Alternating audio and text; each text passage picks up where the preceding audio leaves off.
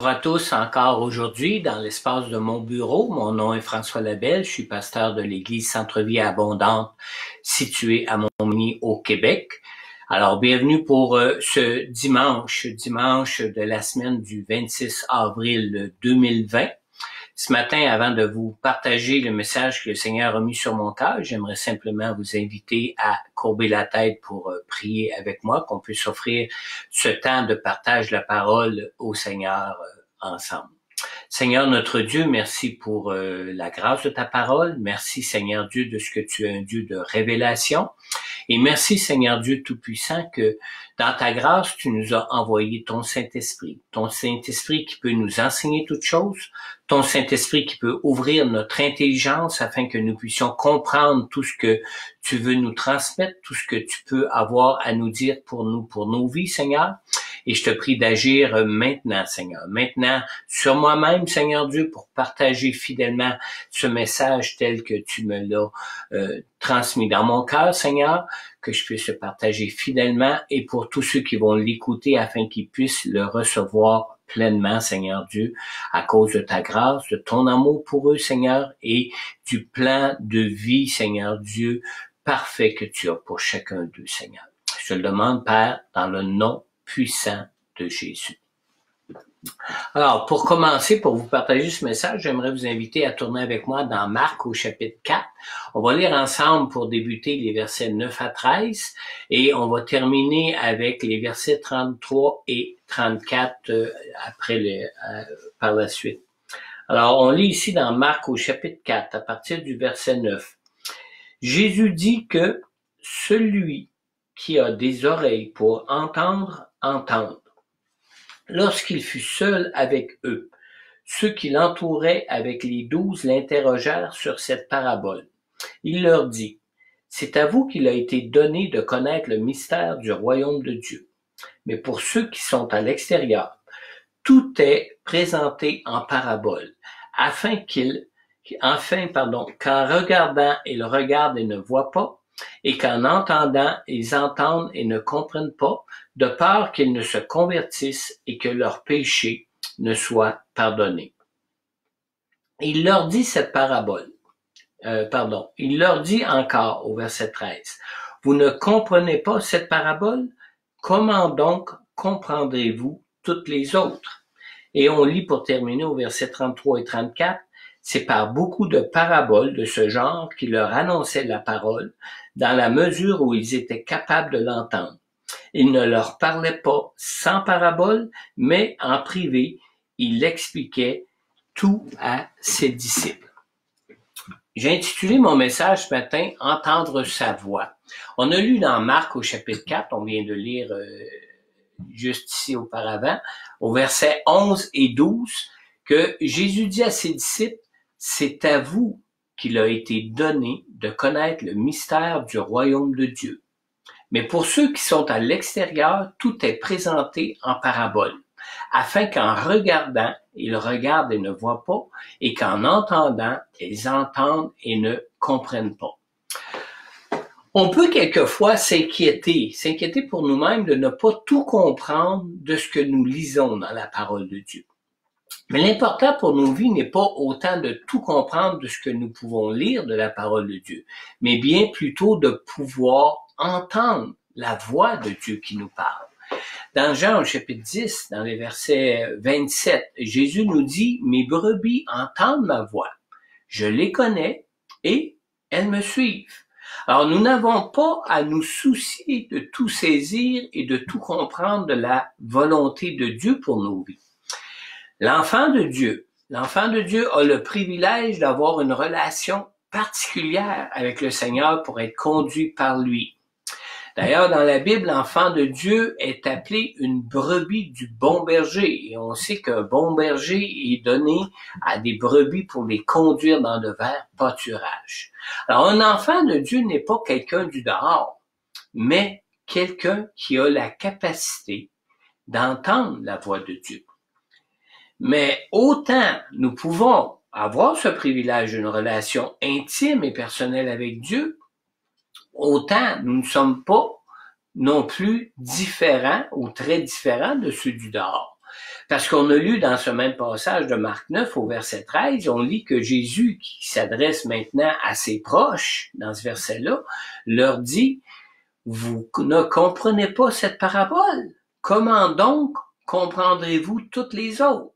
Alors, on n'est pas vraiment très différent des gens du monde qui pour eux tout se passe aussi en parabole. Alors, bien qu'il nous soit donné d'entendre la voix de Dieu pour être conduit par le Seigneur, il est essentiel de ne pas négliger cet avantage d'avoir cette relation personnelle-là avec Jésus. Et à cause de cette relation de proximité que les enfants de Dieu ont en Jésus, contrairement à ceux du dehors, nous avons ce privilège d'interroger le Seigneur sur ce qui est peut-être encore difficile pour nous de comprendre. On peut interroger le Seigneur sur ce qui peut être encore peut-être difficile de saisir pour tout ce qui concerne les réalités spirituelles de nos vies. Et face à tout ça, c'est important de se rappeler que pour demeurer sous le regard de Dieu dans nos vies, il est essentiel de prêter attention à tout ce qu'on entend, car nous ne sommes pas différents de ceux du dehors. Dans Marc 4, on lit dans le verset 23 et 25, on lit ici, si quelqu'un a des oreilles pour entendre, qu'il entende. Et Jésus dit encore au verset 24, prêtez bien attention à ce que vous entendez. Et pourquoi est-ce qu'il nous dit ça? Jésus dit, on utilisera pour vous la même mesure que celle dont vous vous serez servi, et on ajoutera pour vous qui écoutez.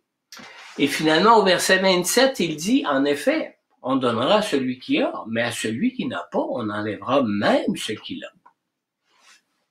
Jésus ici se trouve encore en privé avec ses proches. Jésus ici ne s'adresse donc pas à la foule d'une façon publique, comme on l'a lu au début, mais ici Jésus s'adresse à ses disciples en particulier. En Marc, au chapitre 4, au verset 23, Jésus dit « Si quelqu'un a des oreilles pour entendre, qu'il entende ». Alors Jésus donne ici la même mise en garde à ses proches qui sont ses disciples, que celle qu'il avait donnée à la foule qu'on a lu tantôt au verset 9, la foule qui venait entendre Jésus, une foule qui était composée de ceux qui sont des gens du dehors. Dans Jean, au chapitre 10, au verset 27, on vient aussi de lire que Jésus dit « Mes brebis entendent ma voix ». Alors, notre problème pour être conduit par le Seigneur ne vient pas du fait que nous ne pouvons pas entendre la voix de Dieu pour nos vies. Mais notre problème vient plutôt qu'on peut manquer de prêter attention, de donner toute notre attention à ce que nous pouvons entendre de Dieu dans nos vies. Dans Marc, au chapitre 9, au verset 24, on lit que Jésus leur dit encore, prêtez bien attention à ce que vous entendez. Alors, dans la parabole du semeur et des terrains ensemencés qu'on trouve dans Marc au chapitre 9, dans les versets 13 à 20, ces versets qui sont intercalés dans le texte qu'on a lu au début et les versets 33 et 34 de la fin de ce texte que nous avons lu. Ici, Jésus nous parle justement de trois choses qui, en général, détournent notre attention de la voix de Dieu pour nos vies. Et c'est ce qui explique particulièrement à ses disciples en privé. Remarquez bien que ces explications de Jésus sur cette parabole sont données ici, non pas à la foule, mais vraiment à ses proches, à ses disciples, à ceux qui entendent sa voix. Alors, au verset 13 de ce passage, Jésus leur explique que Satan vient et enlève la parole.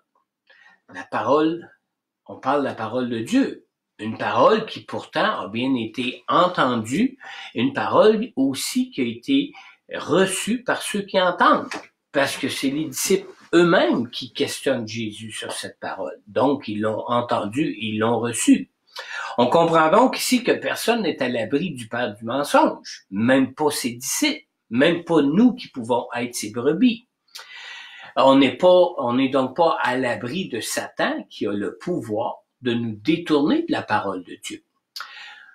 Nous devons prêter attention à ne pas nous laisser ainsi être détournés de tout ce qui est vrai, de tout ce que Dieu peut nous partager de ce que nous avons besoin de connaître comme étant vrai pour notre vie. À la moindre inattention, on risque de donner à Satan l'occasion de nous voler ce que Dieu lui-même a pour nous, ce que Dieu lui-même veut pour nous. Aussi, le verset 14 dit que certains sont des croyants d'un moment. Ces croyants sont des croyants qui acceptent la parole de Dieu et ils sont même contents de l'entendre. Mais aussi vite cette parole peut être reçue, aussi vite cette parole peut être oubliée. Souvent, surtout si cette parole pour nous peut nous placer dans des situations dérangeantes face à nos ambitions pour nos vies. Surtout si cette parole pour nous aussi peut être une parole qui peut être coûteuse pour nous dans nos vies. On considère souvent la parole comme étant un idéal de Dieu à atteindre pour nos vies. Mais cet idéal devient souvent comme de la semence qui est gardée dans un contenant de verre, un contenant qui ne peut jamais permettre à cette semence de porter le fruit pour lequel elle avait été destinée pour nos vies. Et finalement, une dernière chose que Jésus explique à ses disciples, finalement, le verset 18 dit que d'autres entendent aussi la parole, mais la reçoivent comme une semence qui est semée parmi les ronces. Souvent, ce qui compte le plus pour ce genre de croyants, qui pourtant entendent aussi la parole, c'est que plus que la parole, c'est leur confort de vie et la satisfaction de leur passion qui compte pour eux. Alors, qu'est-ce qui arrive? C'est que leur attention est détournée vers des préoccupations qui sont des préoccupations comme celles des gens du monde, plutôt que des préoccupations pour cette parole qui devrait produire pour leur vie un fruit qui est destiné à les combler. C'est pas destiné à n'importe quoi, la parole de Dieu. La parole de Dieu est destinée pour nous, pour porter un fruit qui va nous permettre de nous épanouir et d'être comblés dans nos vies. Vous savez, j'avais une tante qui était croyante. Une tante à qui je parlais de Jésus à chaque fois que je la rencontrais. Je la voyais pas souvent. Je ne la voyais à peine qu'une fois à chaque 2 ou 3 ans, puis peut-être même une fois tous les 4-5 ans. Mais ce qui se passait, c'est qu'à chaque fois que je la voyais, immanquablement, je lui parlais de Jésus. Je lui parlais de la parole de Jésus pour elle et pour sa vie. Mais à chaque fois, elle finissait toujours par me dire: mais qu'est-ce que Jésus veut dire quand il dit « on donnera à celui qui a, mais à celui qui n'a pas, on enlèvera même ce qu'il a ». Vous savez, ma tante était comme les gens de cette foule qui venaient pour entendre Jésus. Elle se considérait elle-même comme étant un enfant de Dieu. Elle était croyante. Mais malheureusement, ma tante ne prêtait pas attention à ce que Jésus disait pour elle. Elle portait plutôt toute son attention sur les choses qu'elle ne voulait pas entendre, plutôt que de s'interroger sur les choses que Jésus expliquait ou nous explique en ce qui concerne nos besoins. Alors, entendre la voix de Dieu, c'est une question de relation personnelle, c'est une question de relation intime avec le Seigneur. On ne peut entendre la voix de Dieu qu'en raison de ce qu'on s'attend de Dieu. On ne peut entendre la voix de Dieu qu'en raison de l'espérance que nous avons en lui pour notre vie. Plus nous cherchons à suivre le Seigneur en toute intimité avec Jésus, plus nous devenons en mesure d'entendre sa voix.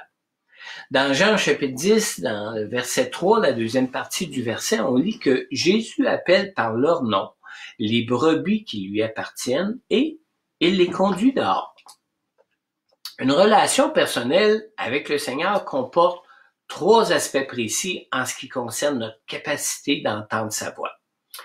Premièrement, c'est que la voix du Seigneur s'associe toujours, pour ceux qui s'attendent de Jésus comme sauveur pour leur vie, s'associe toujours à des bienfaits particuliers pour eux.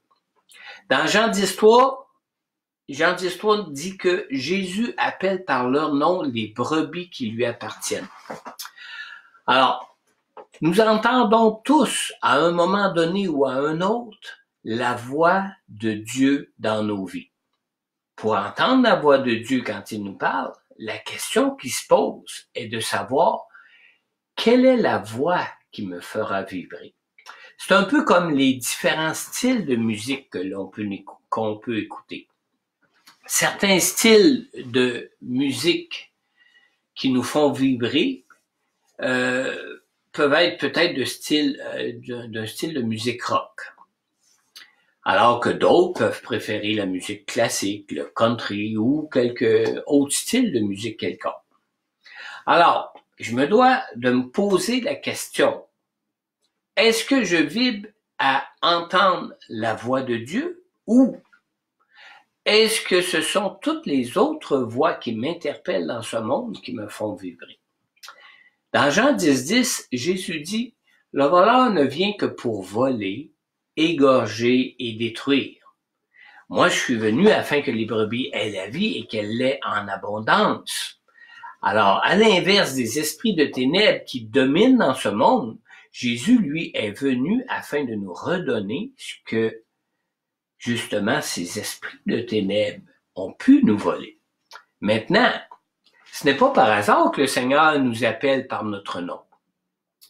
Le Seigneur nous connaît déjà pour nous avoir lui-même créés.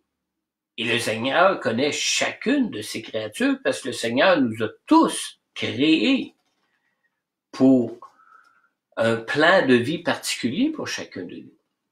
On lit dans le psaume 139 et au verset 16, « Je n'étais encore qu'une masse informe, mais tes yeux me voyaient. Et sur ton livre étaient inscrits tous les jours qui m'étaient destinés avant qu'un seul d'entre eux n'existe. » Alors, comme on le dit, vous savez, tôt ou tard, nous entendons tous la voix de Dieu qui nous appelle, car nous sommes tous des créatures de Dieu. Mais entendre sa voix, c'est quoi? Entendre la voix de Dieu, c'est une question de distinguer sa voix de toutes les autres voix qui peuvent nous appeler dans ce monde. On connaît tous l'expression anglophone qui dit « home, sweet home ». Mais qu'est-ce qui fait que l'on est toujours content de se retirer dans la douceur et dans l'intimité de notre foyer? Même après avoir passé du bon temps à l'extérieur, nous sommes toujours contents de nous retrouver dans la douceur et dans l'intimité de notre chez-soi. Notre foyer, notre chez-soi, demeure toujours et demeurera toujours un refuge, un lieu de paix, un lieu d'épanouissement pour nous. Dans Jean 10, 27, Jésus nous dit, « Mes brebis entendent ma voix, je les connais, elles me suivent. » Maintenant, écoutez-moi bien, en rapport avec ce verset. Philip Keller, dans son commentaire biblique qu'il a intitulé « Un berger contemple le bon berger et ses brebis », Philip Keller dit « La voix du maître donne toujours aux brebis l'assurance que le maître s'occupe d'elles et que le maître agit au mieux de leur intérêt. » Alors, entendre la voix de Jésus, c'est vraiment de retrouver l'acceptation, la sécurité et tout le bien-être de notre chez-soi, de retrouver ce bien-être-là en Jésus, en cette voix qui s'adresse à nous pour nous parler pour nos vies. Et comme on est toujours heureux de se retrouver à la maison pour tous les bienfaits que notre chez-soi peut nous procurer, de la même manière, la voix de Dieu devrait nous faire vibrer pour tous ses bienfaits pour nos vies. Une deuxième chose aussi. Pour entendre la voix de Dieu, nous ne devons jamais permettre à d'autres intérêts que ceux que Dieu a pour nous, pour nos vies. On ne devrait jamais permettre à autre chose que ce que Dieu veut pour nos vies, laisser venir brouiller sa voix qui nous parle. Nous avons tous ces tendances de laisser plusieurs autres choses que la voix de Dieu conduire nos vies et définir même nos ambitions pour nos vies, dans nos vies. Dans Jean 10, 3, on a lu que Jésus les conduit dehors, conduit ses brebis dehors. Alors, pour être conduit par le Seigneur dans les verts pâturages que Dieu connaît pour nous, que Dieu connaît pour notre plein épanouissement, il faut plus que la simple capacité d'entendre sa voix. Entendre sa voix, c'est une chose, mais l'entendre pour se laisser conduire nécessite de reconnaître aussi notre besoin de prêter toute notre attention à ce que Jésus peut nous dire. Nous sommes tous portés à nous arrêter pour entendre la voix du Seigneur, pour être à son écoute seulement quand les choses vont mal pour nous. On est un peu comme des brebis qui broutent dans une bonne talle d'herbe bien fraîche et qui s'en vont tête baissée tant qu'il y a de la bonne herbe abondante à manger. Mais on oublie souvent qu'on est dans un monde de combat, d'opposition, que certains pâturages peuvent être bien riches en herbes vertes, mais peuvent aussi cacher des dangers dont on ne se méfie pas. Certains pâturages bien fournis en herbes vertes peuvent même contenir des plantes toxiques, peuvent contenir des plantes qui se trouvent dans l'herbe fraîche, des plantes qui peuvent être nocives pour nous, pour nos vies. Certains pâturages peuvent aussi avoir près de nous des prédateurs qui peuvent se tenir cachés tout près de nous, prêts à nous dévorer. Le Seigneur ne nous fait pas entendre sa voix seulement lorsqu'on se retrouve à une croisée de chemin pour nous engager sur la bonne voie, que lui sait que c'est la meilleure voie pour nous. Le Seigneur marche avec nous. Le Seigneur nous accompagne en tout temps et en toutes choses dans nos vies. Chacune des activités de nos vies sont des occasions d'entendre le Seigneur nous parler, même dans des moments où tout va bien pour nous. Et finalement, une troisième chose, entendre la voix de Dieu relève aussi d'une relation intime et personnelle, une relation de pleine confiance en Dieu et en Jésus pour nos vies. Entendre Dieu nous parler et entendre parler de Dieu, vous savez, sont deux choses bien différentes. Entendre parler de Dieu, c'est une chose qui est accessible à tous sans limite. Brebis du Seigneur ou pas. La Bible est la parole de Dieu, qui nous parle de Dieu dans tous les aspects de sa personne, dans tous les aspects de son œuvre pour toutes ses créatures et pour tous ceux qui le connaissent. On peut trouver la Bible partout, on peut trouver la Bible dans toutes sortes de formats. Donc, partout et de bien des façons, on peut entendre tous Dieu. On peut tous entendre parler de Dieu, Année après année, même. La Bible, c'est le livre qui connaît la plus grande diffusion au monde. Même les athées et les incrédules entendent parler de Dieu pratiquement tous les jours de leur vie. Sauf que entendre parler de Dieu et entendre Dieu nous parler sont deux choses complètement différentes. Dans Marc au chapitre 4, on lit dans le verset 33 et 34, c'est par beaucoup de paraboles de ce genre qu'il leur annonçait la parole, dans la mesure où ils étaient capables de l'entendre. Il ne leur parlait pas sans parabole, mais en privé, il expliquait tout à ses disciples. Maintenant, pour tous ceux qui m'écoutent présentement, j'ai une question pour vous. Entendez-vous Dieu vous parler à vous personnellement?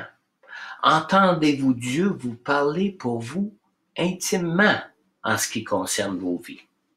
Dans Jean chapitre 10 au verset 27, Jésus dit « Mes brebis entendent ma voix, je les connais et elles me suivent. » Alors, avez-vous cette assurance? Avez-vous cette conviction en vous que vous êtes enfant de Dieu pour entendre sa voix? Avez-vous cette certitude d'être une brebis du Seigneur pour être dirigé par lui, pour être le sujet de tous ses soins et de tous les bienfaits qu'il veut pour vous, pour vos vies maintenant? Si vous n'avez pas cette assurance, je peux vous inviter maintenant à faire cette prière au Seigneur pour lui confier votre vie. Donc, maintenant, si vous reconnaissez que vous êtes pécheur comme tous les hommes et les femmes de ce monde le sont, si vous reconnaissez aussi que sans Jésus, sans la personne du Saint-Esprit de Dieu en vous, sans cette puissance qui vous est offerte du ciel en Jésus, si vous reconnaissez que vous ne pouvez rien faire pour vous sauver vous-même, si vous voulez sincèrement inviter Jésus maintenant à venir, à être votre sauveur dans votre vie, pour votre vie ici-bas comme pour la vie éternelle à venir, simplement répétez cette prière après moi. Vous pouvez fermer vos yeux, vous pouvez courber la tête, mais simplement répétez cette prière après moi. Père Céleste, je crois en ton amour, en l'amour de Jésus qui a souffert et qui est mort à la croix pour moi. Je reconnais que je suis pécheur. Je reconnais que je ne peux me racheter moi-même de mes péchés. Je reconnais que je ne peux non plus de moi-même me sauver de la mort et ressusciter à la vie pour être avec toi éternellement. Et maintenant, adressez-vous vraiment directement, personnellement à Jésus, notre Sauveur. Jésus, je t'ouvre maintenant tout mon cœur. Jésus, je te prie maintenant d'entrer dans mon cœur et de prendre toute la place qui te revient.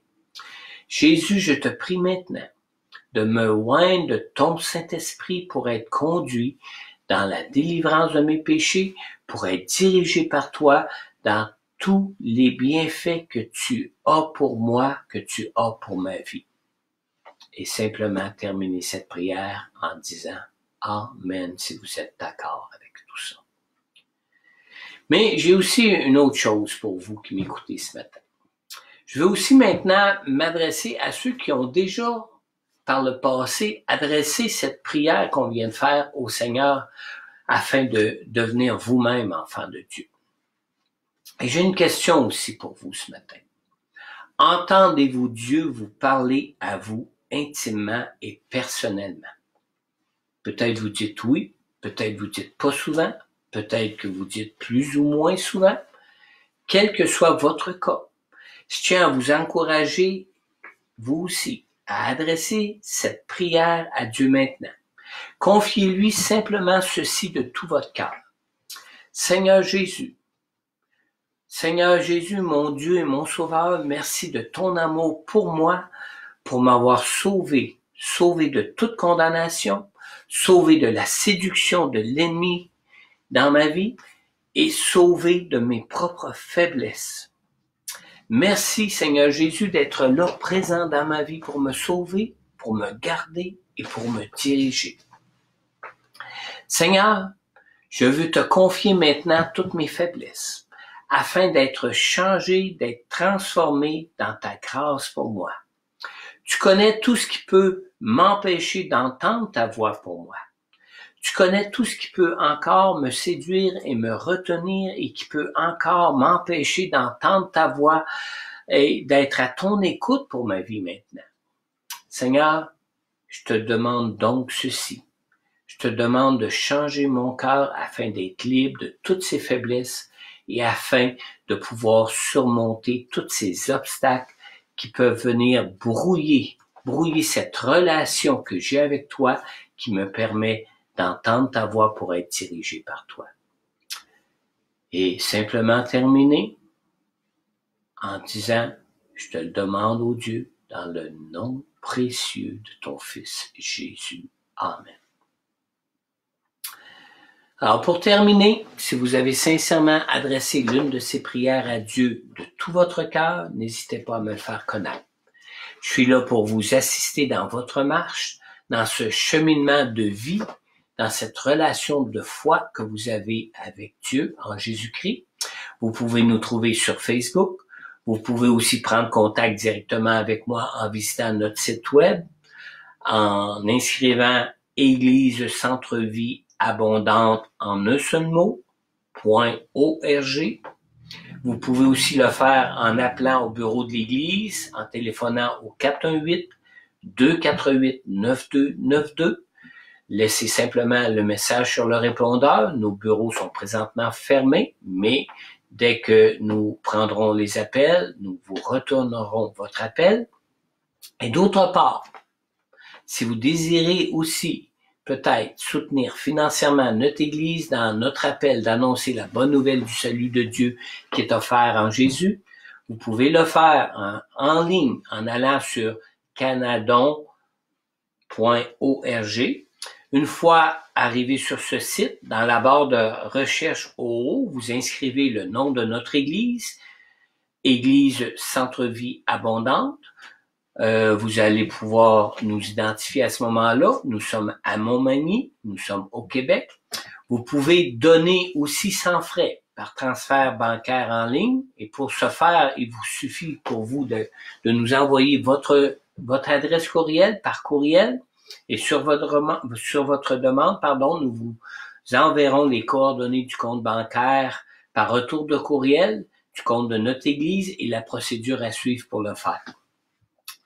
Si vous n'avez pas encore pris le temps de louer et d'adorer le Seigneur afin de goûter à sa présence, je vous invite donc à prendre le temps de le faire maintenant.